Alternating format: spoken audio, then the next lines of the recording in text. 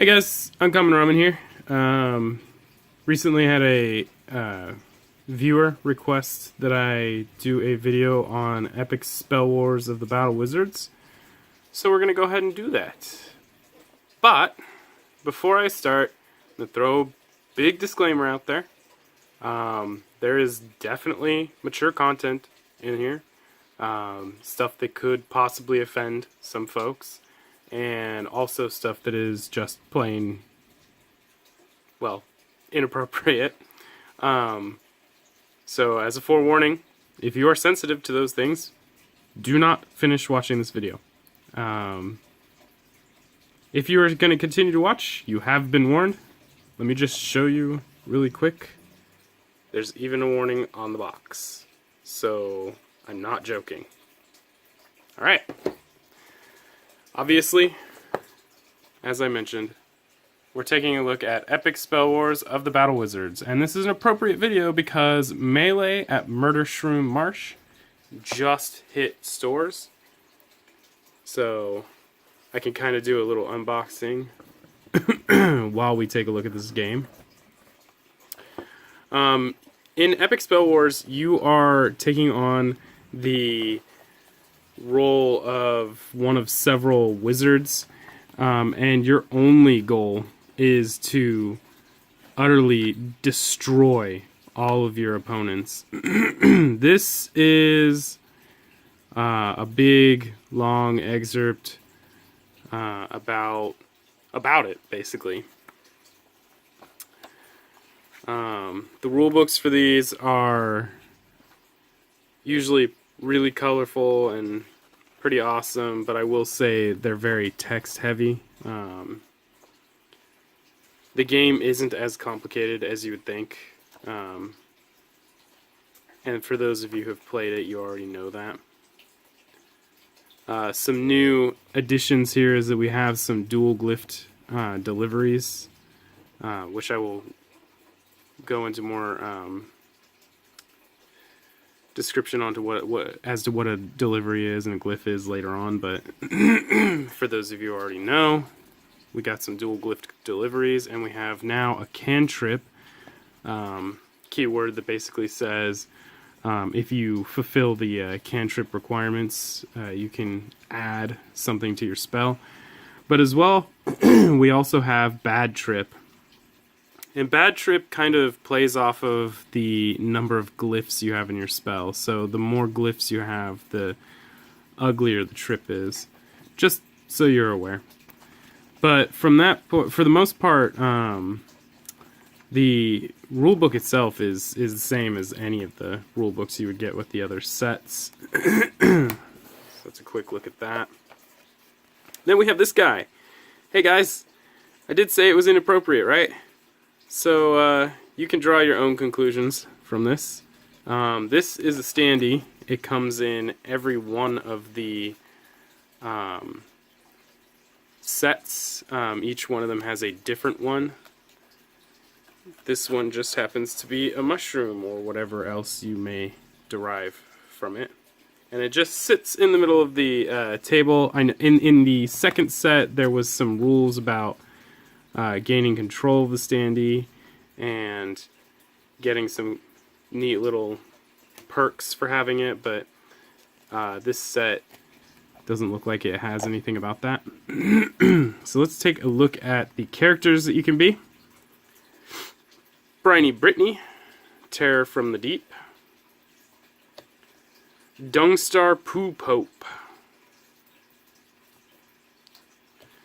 Embryonicus, Archmage of the Future.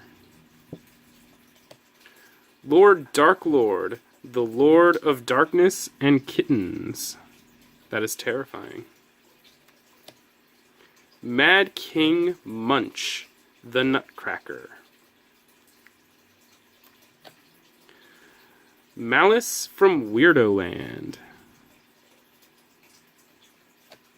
Rear Admiral Pat Mahoney. And fuck you really.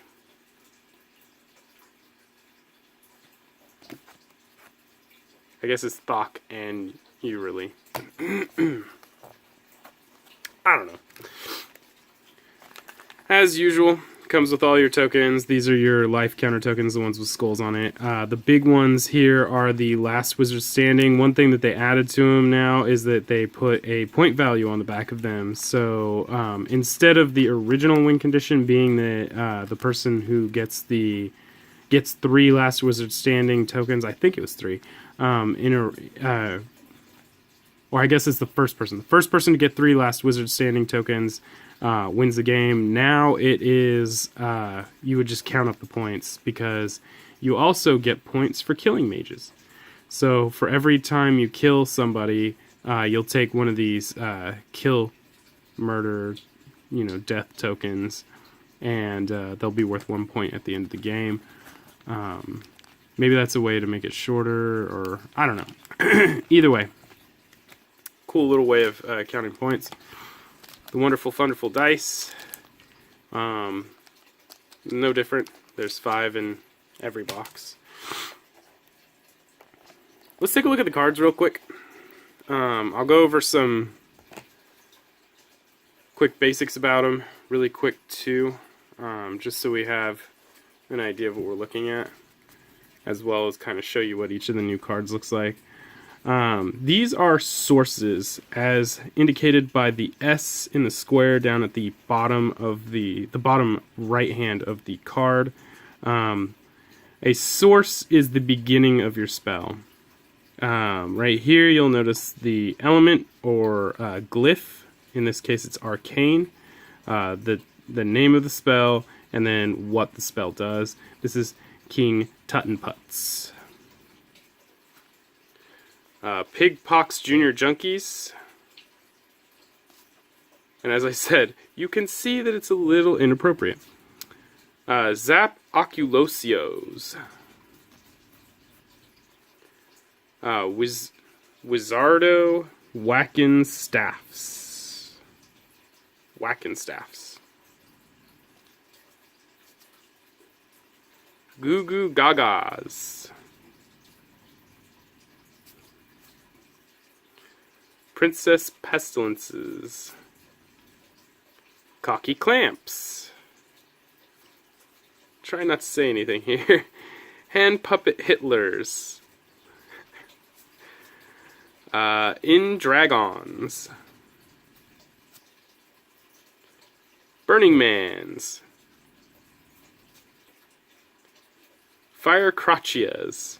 And again, if you're sensitive to this, please stop watching. Howard Combustadors. Boobarinas. 8 Biddies. Professor Dr. Sciences. Billy Bong Blasters. The Brown Growler. Naughty Gnomes. The Sticky Ickies. And Rum and Stiltskins. Rum and Stiltskins. Anyway, I'm sure you've noticed that the sources are usually a personification of a wizard's something. So this is just the beginning of the spell, which is you are casting so-and-so's blah, right? Which will bring us into the qualities. As indicated by the Q in the square in the bottom right. As you can see right here, we have the glyph. This is an arcane spell.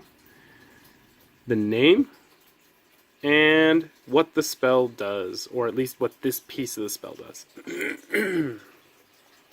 So, before we had the name of a wizard, this is the quality of the spell they're casting, so in this case it's forfeiting, larcenous, freaky deaking,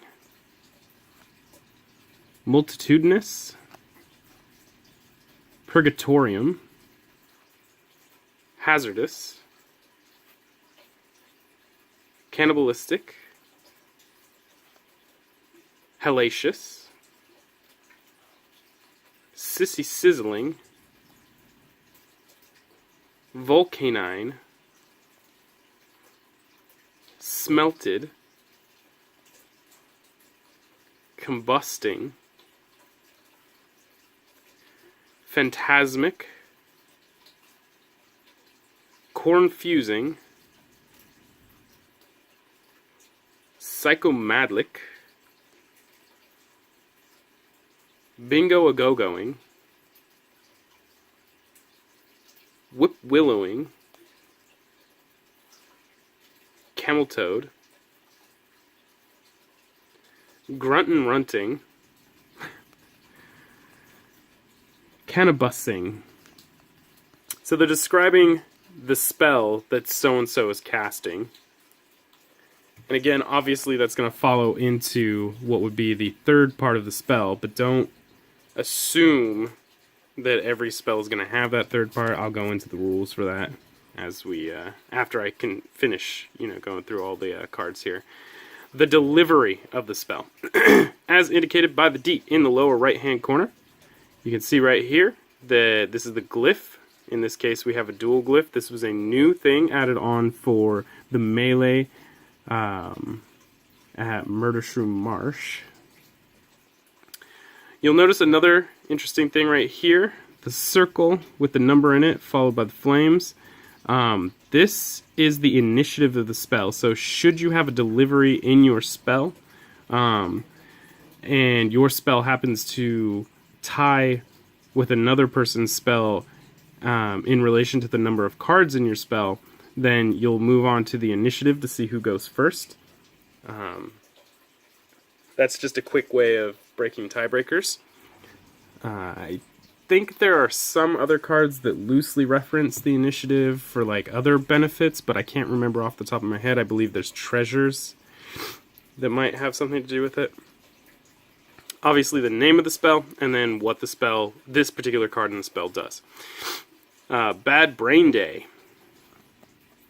Flaming Anus. LSD, Laser Skin Dolphin. Bitriclops. Demonic Dinner. There's two of those, sorry. Adult Responsibilities. Satan's Scumbags. Deathbed. Scrotsplosion. Frying Eyes. President Asshole, personal favorite of mine. Sorry if I lose people on that one. Hobot. Skin Revolt. Titty Twister. Nipple Ninja. Sushi Squid. Delt Smelt Melt It. And I'm telling you, some of these get interesting. Murder Merkin. Rapture Raptor. And Dirty Fightin' Bum. So we have our deliveries. We have our qualities. And we have our sources. And you'll notice that if you put them together, they create a full picture. Just a little cool thing.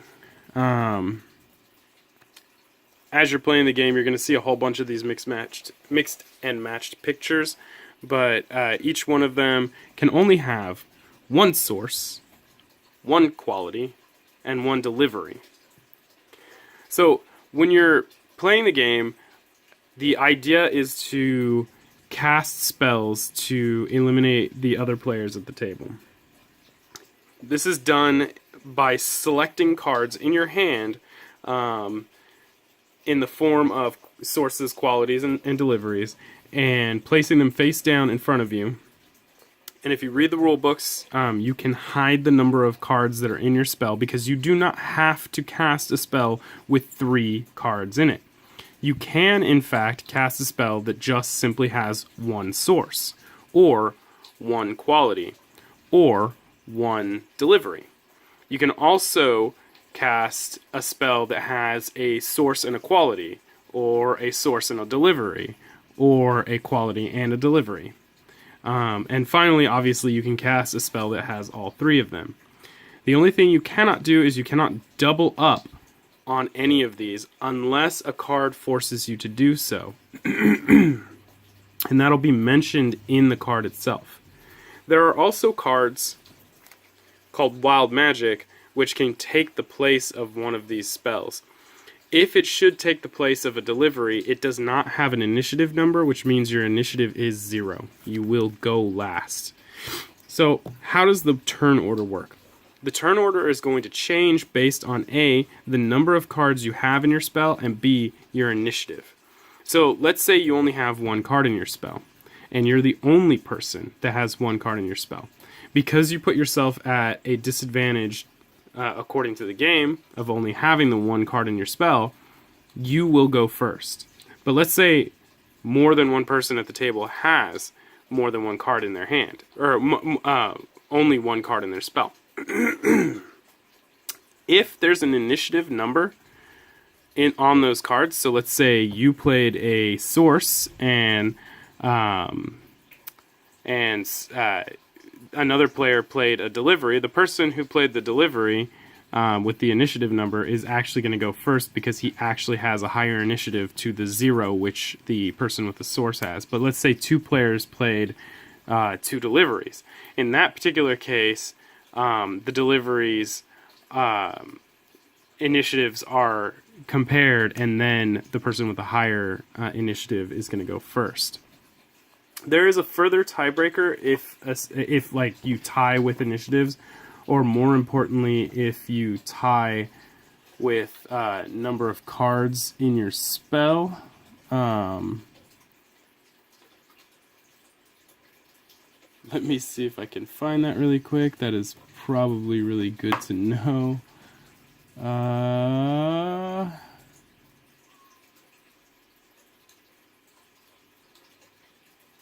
Highest initiative on the delivery goes first if there is a tie. Oh, you roll the die, duh. So if there's still a continued tie regardless of initiatives, cards in the spell, so on and so forth, each player is going to roll the die and the person with the highest roll wins. And if they tie on the die, you just keep rolling. It goes in order of cards in spell and then initiative. So if I have 1 card in my spell and one of my opponents has 2 cards in their spell and the other 2 opponents I have 3 cards in their spell, I'm going to go first. Then my opponent who only has 2 cards in his spell is going to go next. And then the 2 people who have 3 cards in their spell are going to compare their initiative, and the highest initiative is going to go first. Should we all have 4 cards, or should all 4 of us only have 1 card in our in our spell, and none of us have an initiative, then we're simply going to roll, and the person with the highest roll is going to be the one who goes first. After we've decided who goes first in turn order, we're simply going to flip over our spell. But this is where the role-playing aspect of the game comes, because there is a small role-playing aspect to this. You can choose to do it, it's kind of optional, but it makes the game a lot more fun. When you're flipping over the spell, epically say what the spell is, like King Tuttenput's forfeiting Bad Brain Day. And then, resolve the spell. Should you not have a source in your spell, you're just simply going to say your character. So if I was Malice, then I would say Malice's forfeiting Bad Brain Day. If I do have the source, but I don't have the quality, you may replace this missing component with an adjective of your choice. You don't have to. You could just say King Tuttenput's Bad Brain Day. But like I said, role-playing it is kind of fun. You could say King Tuttenput's Hellacious, even though Hellacious actually exists as a card, Bad Brain Day. It's up to you. You can play it however you want. If you don't have a delivery to your spell, make one up. You could say King Tuttenput's forfeiting colonoscopy. I don't know. evocation, invocation, you name it. You could choose whatever you want. It's really cool like that. And I would suggest, honestly, role-playing it. It gets fun. You're going to continue doing this until you kill all the wizards except for yourself. You want to survive as long as you want, as you can. You're going to start with 20 HP, and you have a maximum of 25 HP. So if at any point in time you were to gain HP beyond that 25, it's just lost. You don't get it. Once you've been reduced to 0 from the 20 or wherever you were at, you are dead. And at that point, you will collect what is called a Dead Wizard card. And the Dead Wizard card is basically something that will help you in the next game you play. And there's a Dead Wizard card for each different mage per set that you have. So there's there's different cards for each of them. You're just going to shuffle them together and deal it out randomly. This one obviously is for Malice, but any wizard could end up with it. Just for theming purposes, they have specific sets for each one. Throughout the game, you're also going to possibly gain treasure. The treasures are usually something that sits in play the entire game and modifies something that you're doing. Just in case, yeah, by the way, inappropriate. They modify the way that the game plays for you in some way, shape, or form. Once during each of your turns, you may discard a blank glyph. I can't remember what the name of that glyph is. If you do, heal 1 HP. So this is like every turn you can heal an HP. Super cool. This one's the same thing, only you get rid of a death glyph to deal 1 damage to another player. So on and so forth. Each of these treasures has something cool that they do. And like I said, each set has its own set of treasures, and there are 3 sets. So it's pretty cool. Needless to say, that is basically it. You shuffle up the deck, you each get, I believe, 7 cards, and you start playing. You create spells to attack each other, and you try to be the last wizard standing. In the newest set, that being melee at Murdershroom Marsh, when you kill a wizard, you get a point, and when you are the last wizard standing, you also get a point. So that's pretty cool. In the older sets, it used to be just that the person with the first person to get 3 last wizard standing would win. So they changed it a little bit.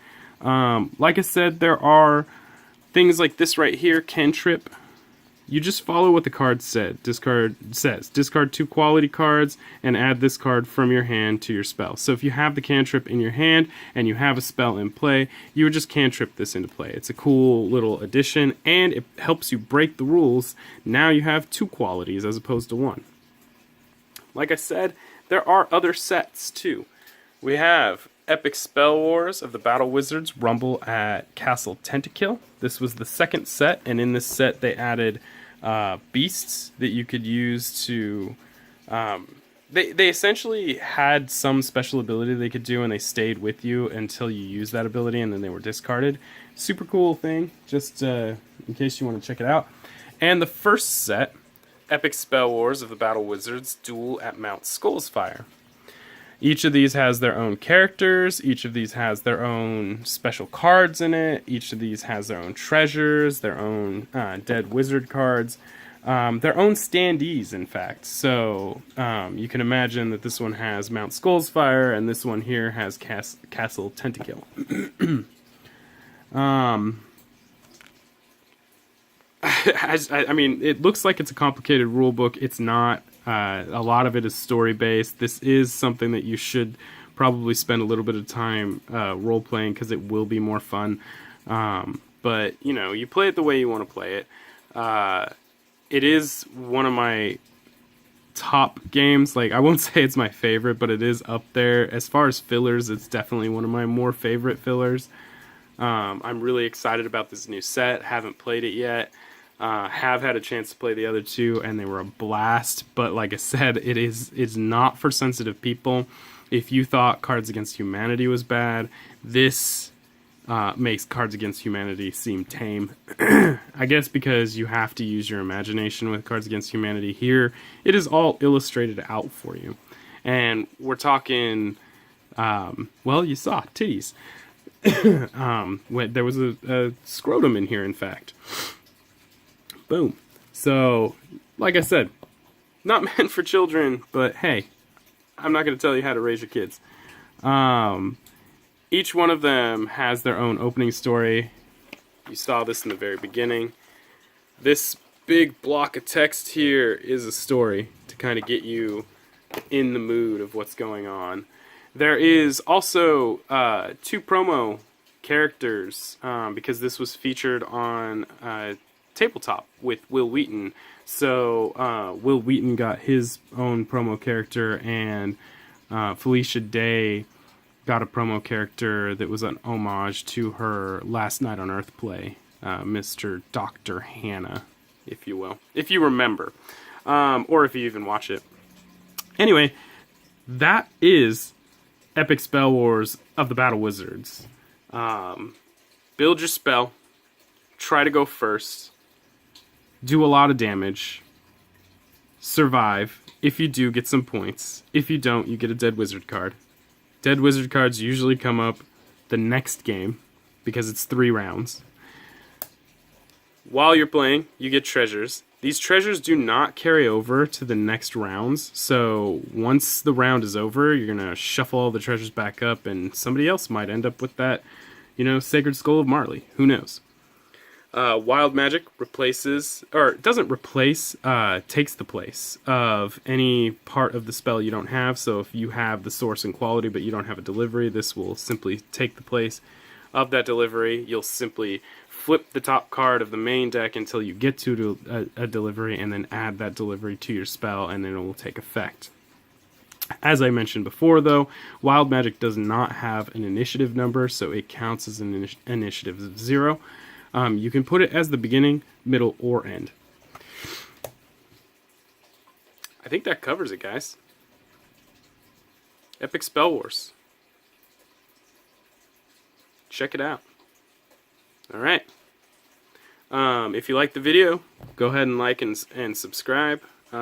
Leave me some comments. Let me know if I missed anything. If you want me to review a game, check out my Board Game Geeks profile, JFrantz, JFRANTZ. See what I have in my collection and shoot me a comment. I try to check it as often as possible. Until next time, peace.